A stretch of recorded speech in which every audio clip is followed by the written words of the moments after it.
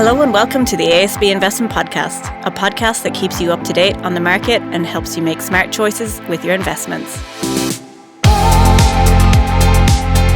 Before we get started, we should inform you that the views based in this podcast are those of the participants only. As individual circumstances differ, you should seek appropriate professional advice. I'm Mairead Needham from ASB, and today John Smith and I will be discussing active versus passive management and how our different perspectives can inform investment decisions. It's great to be back in the hot seat again. Thank you for joining me today, John. A recap on my role with ASB. As I said, I'm a senior investment analyst within the investment strategy team in the wealth department. And part of my role is to look at the managers, monitor them, assess them. And when we're doing reviews or picking new managers, I'm involved in that process. And then on a day-to-day basis, just general monitoring of performance, looking under the hood of our investments, how's everything going. I also work a little bit with the investment committee. So quite a varied role. And as I've said before, you'll probably know from my accent, I'm not a local.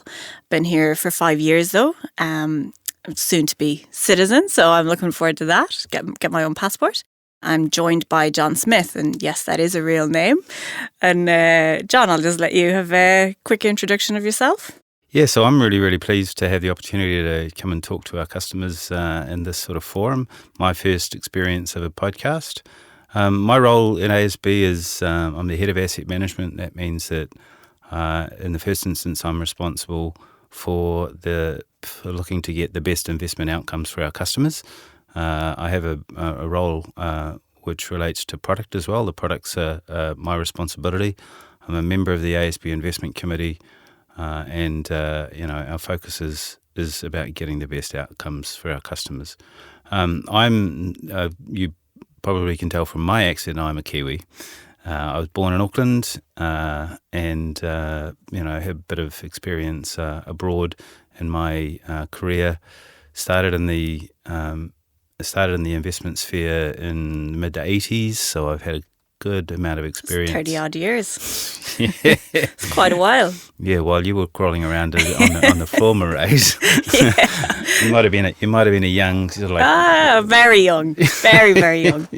From an investment perspective, you and I, Mairead, have got quite different perspectives. I've got 30 odd years of experience of markets going up and down. You're more recently in the markets. I suppose from my perspective, at least, I can think about the Barclays Index, which was the New Zealand index back when I was first in the market, being at 4,000 in early 1987 and then crashing to 2,000 but recovering. And now that same index is now the NZX 50 and it's nearly 10,000. So I can see markets volatility and many levels of volatility in between, whereas people of my age have probably had experience of markets doing a number of different things, but always going up over time.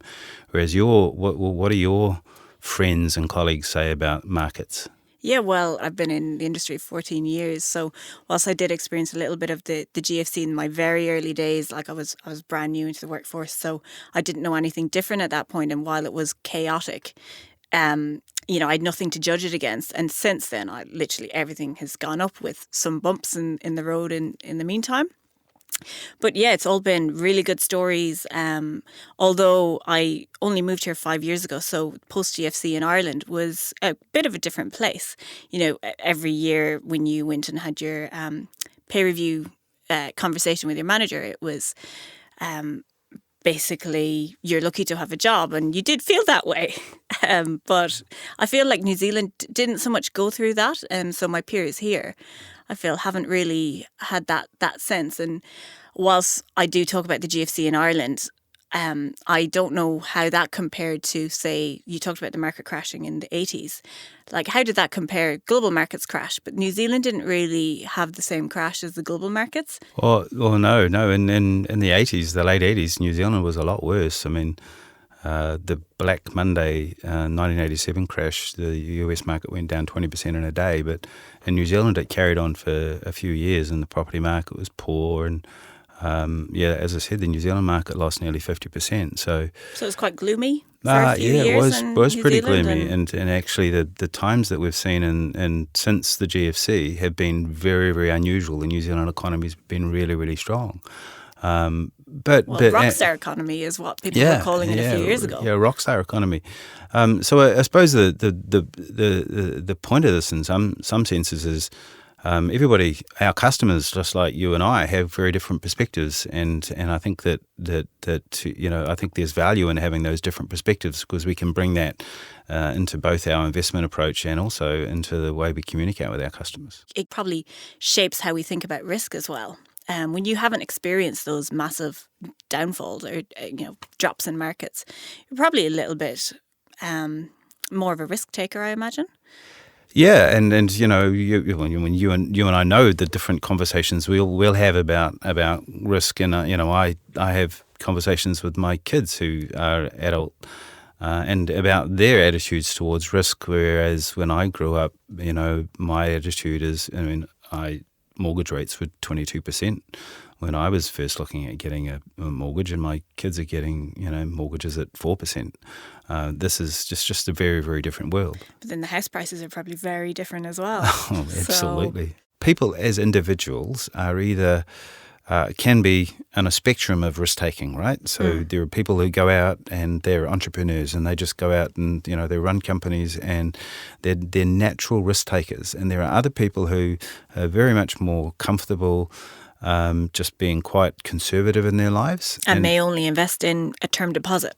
Yeah, nothing else. And that's their propensity, and there's a really interesting dynamic between the propensity of an individual as in terms of whether they're naturally risk takers or not, and the other part of it, which is at the stage of life that they're at in an investment sense, whether they have more tolerance for risk or not. So, for example, I'd say to you that at your stage of life, you have plenty of years ahead of you to achieve investment returns. You've got plenty of time to recover from market volatility if it occurs. You should probably take as much investment risk as you can within your tolerance. You've got to be comfortable with it, but to some extent, you're best advised to overcome your natural conservatism. I'm not quite sure if you are particularly conservative. I think I am quite. And on that point, so yes, I do have time to recover. And I'm also at the stage where I'm saving and thinking of buying a house at some point. So I want to try and build up my finances for that. But so it is a case of managing my risk tolerance, but also my view of risk as well. So I do invest in KiwiSaver, ASB KiwiSaver and investment funds personally. And I do push myself out of my comfort zone, but I am conscious that I may need the money, some money in the near term if I do go down that route of buying a house or buying some sort of unit. But like you say, there is that, I do have that ability, given I'm a bit younger, to withstand some of the volatility. There's a real natural tension between the natural inclination of the individual in terms of their risk tolerance. Some people are more conservative, some people are more aggressive, and then the particular goal that they have. And so if your goal at your stage of life is simply, I don't have anything in particular I'm trying to buy, I'm just putting aside money for my retirement, which is 30 odd years away, and actually look through retirement, it's even longer. Then you should be taking as much risk as possible, and you might need to overcome your natural conservatism. Whereas if you are saving for a house, well, that goal is actually within a relatively short time frame. So you want to be confident about the amount of money. So you probably want to dial back your risk in relation to that particular goal, because you don't want to get within 6 months of wanting to buy a house, and all of a sudden you're exposed to a lot of market volatility and you don't have as much money as you thought. Similarly, for a person like myself, I tend to be closer to retirement than you. So my natural inclination as an individual might be more conservative spectrum anyway, but my stage in life is likely to be more focused upon capital and being confident about the amount of capital that I have to fund my retirement. So my my propensity for risk as an individual might be somewhat low, but the risk profile that I might have as an individual, given my stage of life, might also be lower. Not low. I've still got while I'm a few years away from retirement yet. Retirement's not the end of my life. The end of my life is going to be when I'm 90 or 100. So I've got a long time to live off my money. So I don't want to get too conservative, because what I know is that if I put it in a deposit in the bank, inflation's going to eat up on it. So I still need to take some risk. But the risk thing for individuals and time frame and age is a fascinating dynamic. And it's also not just about the individual. Like if you're in a partnership, then you've got to take your partner's risk appetite and I guess their wealth as well into account, and how that fits together as a partnership. Oh, you're absolutely right on that one. And I've spoken to you about this before, Mairead, but my wife is quite conservative, and so actually I balance that conservatism by investing more aggressively where I can, so that we balance out the risk profile. So you do need to think about yourselves as a couple, because our assets are our assets. So we need to try and take the right risk profile for the stage of life we're at. So you need to take that into account as well. Absolutely. It's all just a different environments, and I think it's important to have those different perspectives, because our customers have very, very different perspectives, and they don't.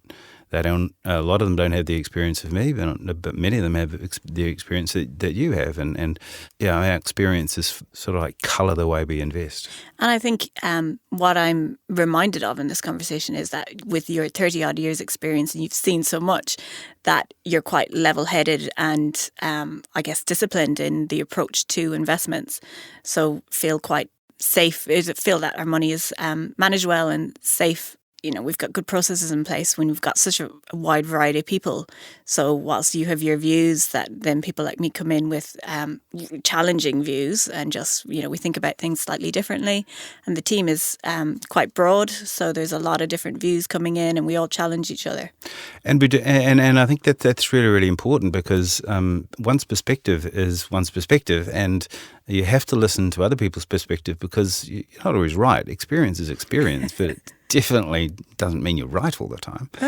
And what I find with you is that you'll challenge what I might say, and it forces me to explain it and think about it in a different way. And I think that's incredibly powerful. So I thought that with that context, it would be a good opportunity for us to talk a little bit about a couple of the investment beliefs. In the previous podcasts, there's Jonathan Beale, who I think people who are listening will recognise that name, has spoken about our investment beliefs, and ASB has 6 investment beliefs. I think it's quite useful for us to talk in this conversation a bit about a couple of them, 2 of them, and if I just grab them, the first one I'd like to talk about is the investment belief, which is that we consider active management where we're satisfied that a manager can add value over the long term. Interesting thing in there is active management, and I think that's a really interesting conversation about what we mean by active management. And then the other one that I think is really important for us to talk about is asset allocation and currency decisions are the most important investment decisions we make. They drive the majority of the investment outcome, and I thought it would be interesting to have a conversation about why. What on earth is asset allocation, and why are they the most important decisions we make? Yeah, absolutely. Well, will we go back to the first one, the active management thing, and what does active management actually mean? Well, technically, active management is an investment decision which is taken in a manner which is to outperform a benchmark. So do you think that... And what do you mean by benchmark? Well, yeah. So my question to you was, do you think that's what most people think they mean by active management? Well, for my friends who aren't in the industry, I don't know if they would think like that necessarily. I think they would ask that question that I just asked, what's a benchmark?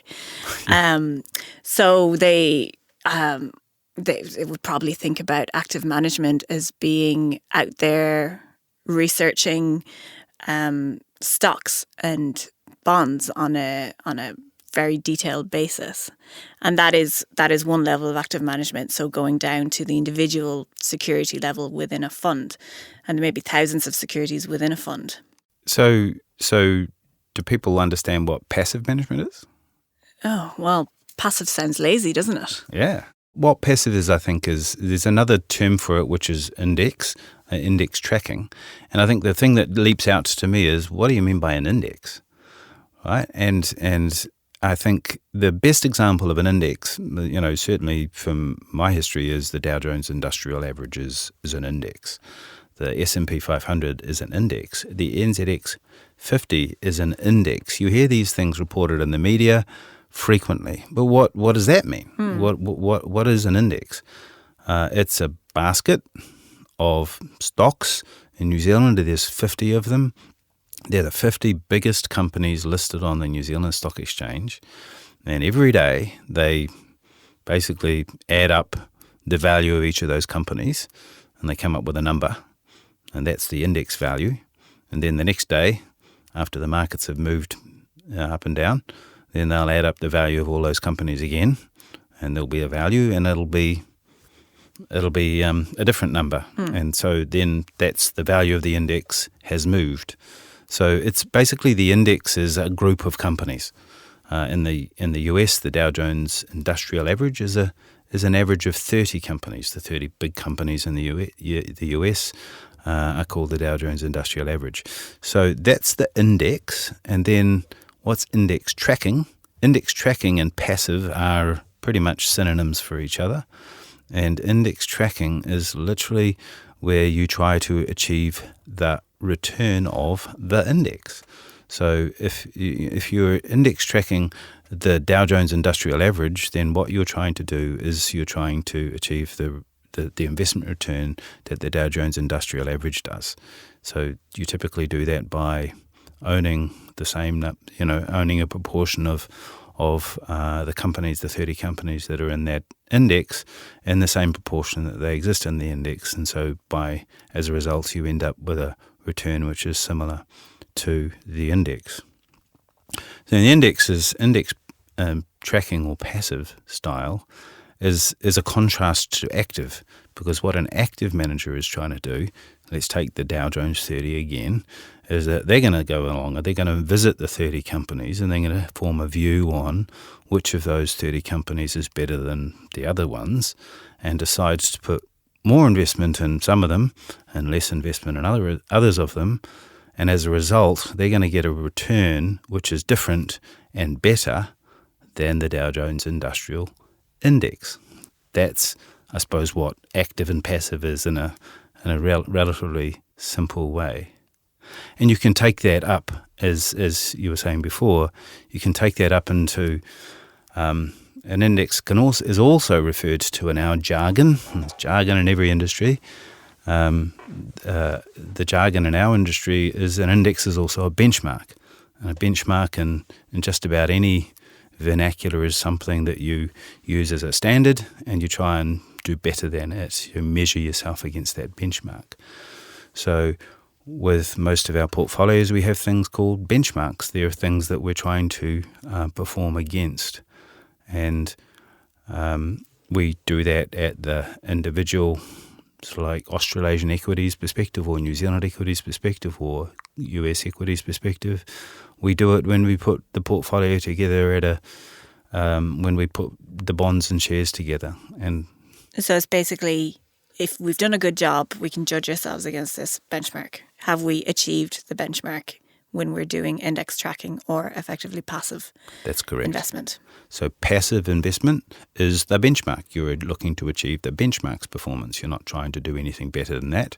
It's typically a lot cheaper than active management in terms of because you're paying a person for a particular skill, which is the judgmental skill of being able to research and analyse a company and pick which companies are better. So do you think you can do active in all different asset classes or all different regions? Or is sometimes maybe there's no proof there that active management adds value? Well, as you know, in your role, we engage with external parties to to give us data, which gives us information over time as to whether active managers, people who are active managing assets actively in certain areas like bonds or shares in New Zealand or shares in the US or just shares globally or bonds globally. They're all different ways you can invest. And there are different managers that have expertise and skill sets in each of those areas. So our external advisors will tell us what the data shows as to whether those active managers truly are able to outperform the benchmark. And comes back to that belief we have, which is that we'll consider active management where we believe it adds value. So if the data that our external advisors gives us shows that on average the managers out there actually can't perform better than the index, then we'll typically go down an index tracking route in terms of the way we invest money. So if we don't believe in it, we don't do it, and therefore we don't charge customers needlessly. Well, absolutely right. I mean, one of our beliefs is, again, that cost is important. So we don't want to be charging customers for managing the money actively if the underlying investment manager doesn't actually add value. Absolutely. Yeah.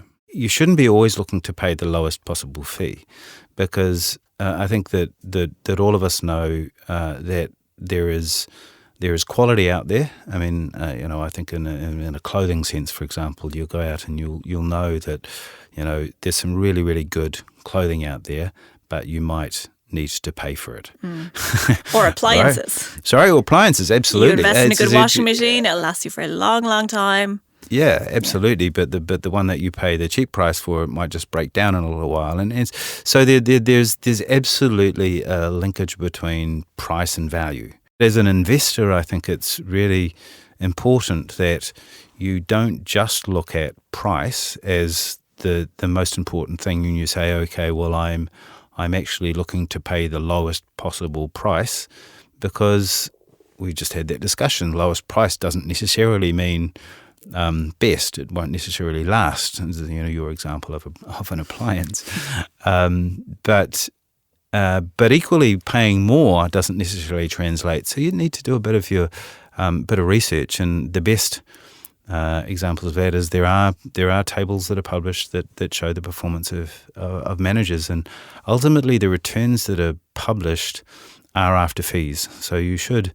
not necessarily always be comparing just the fees that you're being charged by your manager, but you should actually be comparing the returns that they're getting for you over time, because those returns are after fees. Some managers will be charging you higher fees but getting you higher returns. Others will be charging you higher fees and not getting you higher returns. The fee piece in it isn't necessarily going to tell you whether it's good or not. And I would say don't be afraid to pick up the phone and talk to your advisor. And if you've got any questions about the fees, just ask those questions and get comfortable with it. Yeah. But you also talk about the returns that you get for the fees. Also, I would think about the level of risk you're taking for those returns. Are you taking too much risk, perhaps? So are you getting value for money when you take that extra risk? You want to take appropriate risk and get rewarded for that risk in terms of return.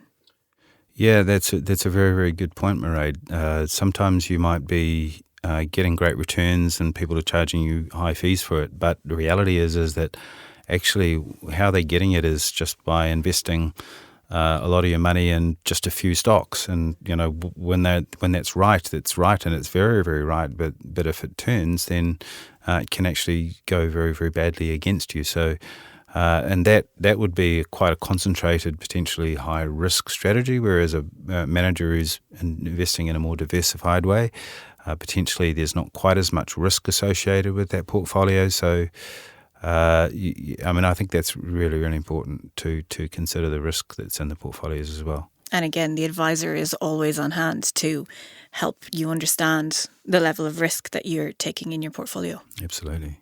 John, it's been great chatting with you today. Really enjoyed the conversation. Hopefully our listeners got something out of that. Yeah. And we'll maybe meet again in a future podcast. Yeah, look, I really enjoyed it, Mairead. You and I have some great conversations outside of this podcast room, so I hope I get invited back. It's been a great experience. I'm sure you will. Thanks for listening to this episode of the ASB Investment Podcast. If you have any suggestions for topics you'd like to hear, contact us at podcasts@asb.co.nz.